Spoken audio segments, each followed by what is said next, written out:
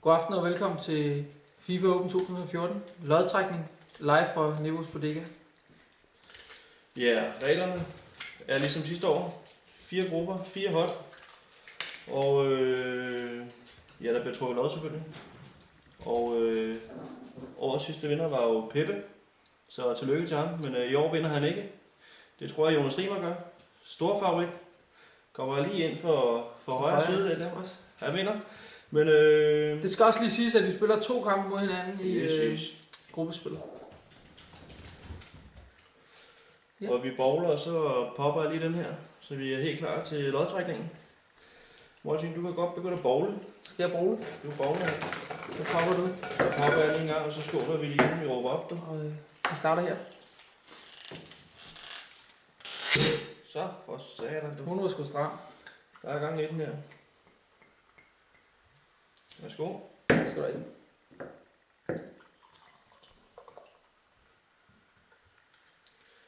Bum bum. Skål. Skål. Velkommen.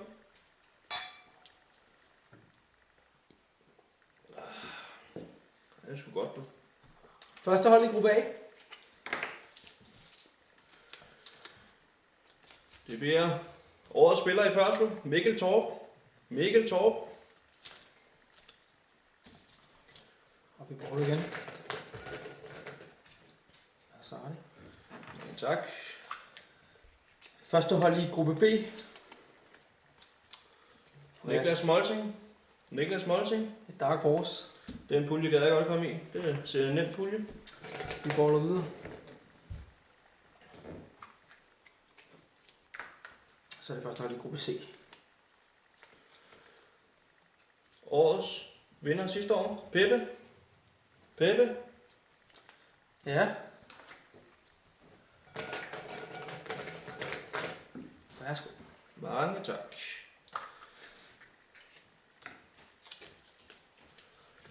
Jonas Bøndergaard.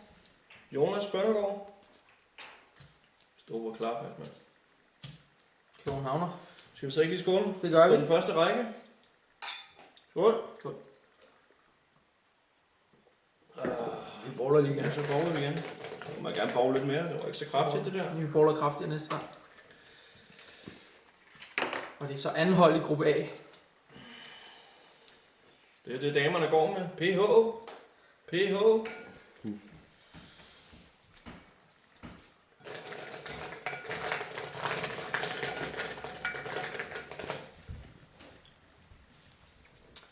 Anden hold i gruppe B.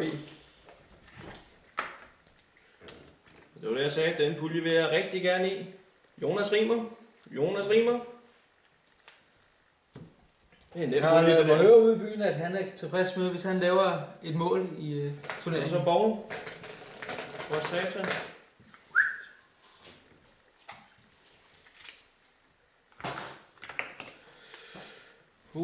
Gør Gokke, som melder sig ind i turneringen. Jebsen og Hansen. Gør Gokke kommer i pulje C. med den forsvarende mester Peppe.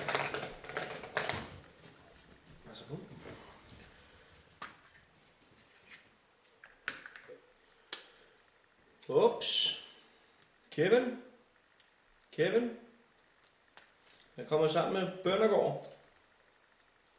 Så kan vi lige gøre status her efter, når halvdelen af holdene er trukket, og det er i gruppe A Mikkel Torp og Rasmus PH. Gruppe B er Molsing og Rimer. Gruppe C er Peppe og Gør Gokke, Hansen og Jebsen. Og inden i gruppe D har vi Jonas Bøndergaard og Kevin Vestermann. Jeg synes, vi skal bowle en gang til. Værsgo. Mange tak.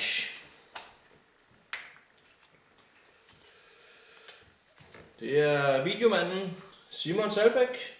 Simon Salbæk.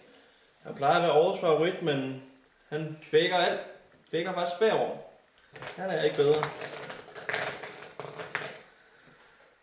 Tredje hold i gruppe B. Som jeg sagde, jeg vil rigtig gerne i den gruppe. Og det kommer han. Kenneth Niveau. Det skal nok blive nogle interne dyster.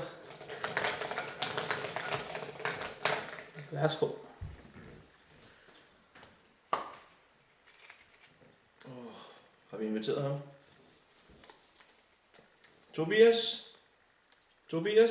Og se om han kan komme ud af...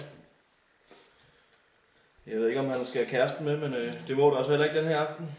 Vel, Tobi? Du bowler? Ja, og sidste gruppe D. Gruppe 4. Gruppe 4. Niklas Søndergaard. Søndergaard. Undskyld. God Godt status. Skåler vi lige en gang. Skal vi... Status. Skål. Hvis vi lige skal gøre status igen, så er det gruppe A Mikkel Torp, Rasmus PH og Simon Salbæk. Gruppe B bliver Niklas Molsing, Jonas Rimer og Kenneth Niveau. Gruppe C er Peppe Naldo, Hansen Jebsen og Tobias. Og endelig i gruppe D har vi Bøndergaard, Kevin Vestermand og Niklas Søndergaard. Vi vil gå til de næste. Værsgo.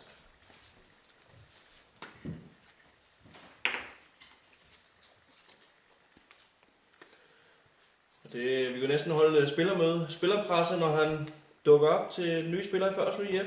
Kasper Christensen. Vi siger selvfølgelig velkommen til Førslev IF. Det var godt at se ham med en stribe. Det bliver dejligt at se, at han får striber på. Og sidste hold i gruppe B. Værsgo.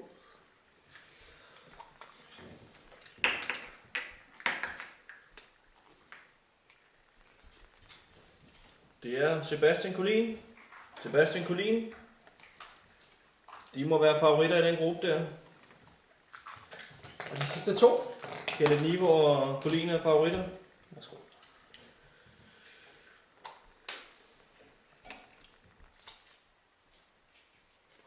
Og det er Simon Jensen. Det er jo Hastos første hold, der er pulje med hinanden. Det er jo Tobias aldrig nogensinde kommet til at spille på, fordi han er så dårlig til fodbold. Ja. Og den sidste. Værsgo. Hvem er den sidste? Ja, hvem Hvem det er? den sidste? Ha! Thomas Bischoff. Thomas Bischoff. Forglem ham aldrig. Han plejer at score mange mål, ham med Thomas Bischoff, men jeg har ikke set ham score et eneste mål den halve sæson her. God status. Ja, så gør vi status for grupperne. Gruppe A blev Mikkel Torp, Rasmus PH, Simon Salbæk og Kasper Christensen. Gruppe 2 bliver Niklas Molsing, Jonas Rimer, Kenneth Niveau og Sebastian Collin. Gruppe 3 bliver Haslevs førsteholdsgruppe. Peppe, sammen med Hansen og Jebsen, Tobias og Simon Jensen. Og i gruppe D har vi Jonas Bøndergaard, Kevin Vestermand. Så har vi Niklas Søndergaard og endelig Thomas Bischoff. Vi skåler. Skål på det. Og nu går vi over til at skal trække hold. Og vi starter selvfølgelig med Mikkel Torp, der får lov til at vælge det første hold i puljen. Så jamen, vi går i gang nu. Skål på det.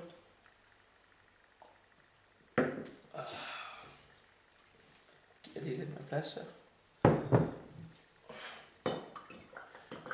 Smager sgu godt, det er Du er sgu tørstig. Jeg tror, jeg skal poppe den på lørdag. Nå, men vi bowler igen. Vi bowler, ja. Og det er et hold til Mikkel Torp. Værsgo. Mange tak.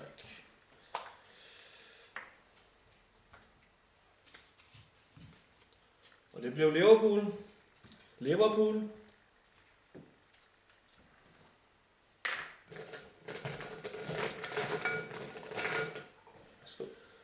Og det er Molting. Stærkt hold at få. Juventus. Er du tilfreds? Det er okay. Det kunne have været værre, vil jeg sige. Så er det Peppes tur til at få et hold. Han kan være tilfreds. Trækker stort hold op. Real Madrid. Real Det Madrid. gør ikke favoritværdigheden mindre. Tillykke med det, Peppe. Nu er du klar favorit. Jonas Bøndergaards hold bliver trukket her.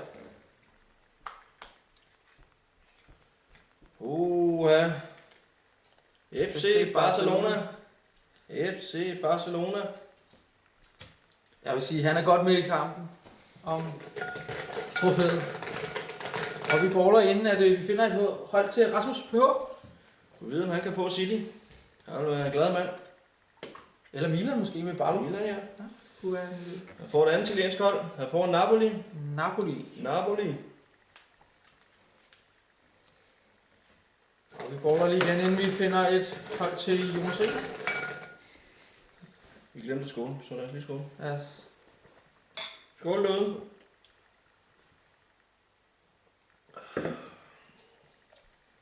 Den tørste kameramand, vi har os bag. Og hvem var det, vi kom til nu? Rimer? Det er Jonas Rimer. Jeg tror, han er glad. Han er en glad Jeg er mand. glad for det hold der.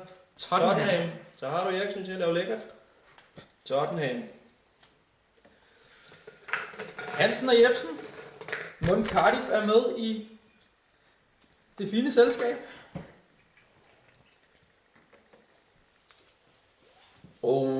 Da. Der er Pepe lidt ked af det, men de får simpelthen United. Og sidste gang vi baller, inden vi gør status. Nu rører det ud. Så tager vi den. Det er Kevin tur. Kevin. FC Porto. FC Porto. Og vi gør status med gruppe A, hvor vi har Mikkel Torp, som er Liverpool. Rasmus PH har trukket Napoli. I gruppe B har Molsing trukket Juventus. Og Rimer har trukket Tottenham. Gruppe C har vi favoritten Peppe med Real Madrid. Og Hansen og Jebsen, de to gøjlere, har trukket Manchester United. Endelig i gruppe D har Jonas Bøndergaard trukket FC Barcelona. Og Kevin har fået FC Porto. Kevin skal også lige have lidt drik. God weekend. Ja, vi baller igen. Ja, vi baller igen. Så skal vi finde et hold til Simon Salbæk. Du ved, at Benfica ligger i svingen. FC København måske. FC København. De er med i puljen. Hvad får han? Jeg får simpelthen Bayern München. Lodtrækning selv. Det er altså lækkert. Det er rigtig lækkert. Jeg synes altid, at den dreng har lodtrækning selv. Eller er det bare mig? Han fucker det altid op alligevel. Ja. Det går nok heller ikke i år. Så er det Nivås tur. Jeg tror, at Dortmund stadig ligger der. Kende niveau. Lad os så se. Jeg kunne blive en glad mand, hvis jeg fik den. Jeg var nøjes med Manchester City. Jeg må nok indrømme, at det bliver en svær pulje. Med. Ja, så skal vi have fundet til Tobias. Værsgo. Mange tak. Det passer meget godt til spillestilen, vil jeg sige. Det er meget godt til spillestilen. Det er rigtig godt til spillestilen. Inter. Moserne. Yes. Og så skal... Er det Søndergaard? Det er Søndergaards tur. Søndergaard. Det vil han gerne have. Værsgo. Ja. Jeg kan sige dig, det er et rigtig godt hold, jeg spillede med det sidste år. Benfica. Ikke tosset.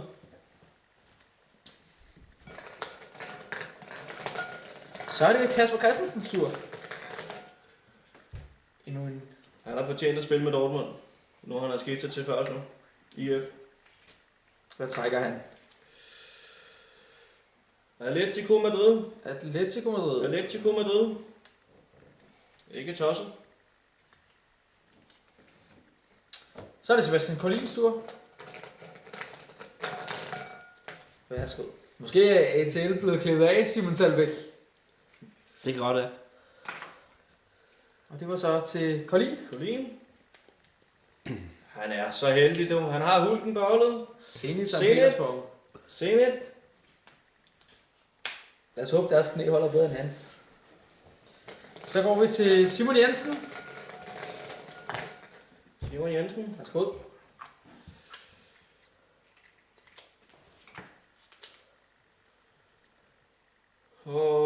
Simon Salbæk.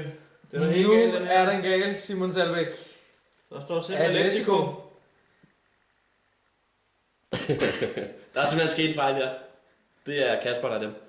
Nyt hold til Simon Jensen. Godt. Var vi enige? Yes. Så er der klippet for hurtigt. Det kan jo ske. Der er også et rigeligt hold at vælge med. Vi tager en gul i stedet til Simon Jensen. Måske Dortmund. Gul og Dortmund måske.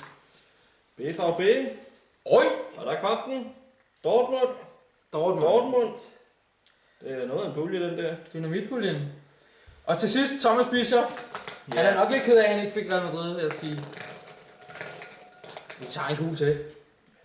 Der er stadig gode hold i puljen, kan jeg se. Der er både Chelsea og Arsenal måske. Arsenal måske, og de dukker op her faktisk. Arsenal.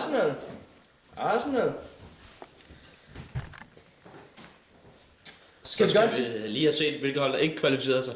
Ja, det kunne vi godt. Det kunne vi godt. Vil du Yes. de hold, som ikke Hold da. klarede skærene? Det var gode nok. Det var Paris Saint-Germain. Paris Det er også surt. Zlatan. Ibrahimovic. Han kommer ikke med, ligesom han ikke kommer med til VM. Skal vi tage en skål? Og så havde vi Chelsea. Chelsea. Det må der skåles på. Ja, det må der skåles på. 2 gode hold ude af Champions League. Ja. Næste sidste hold, som ikke blev kvalificeret.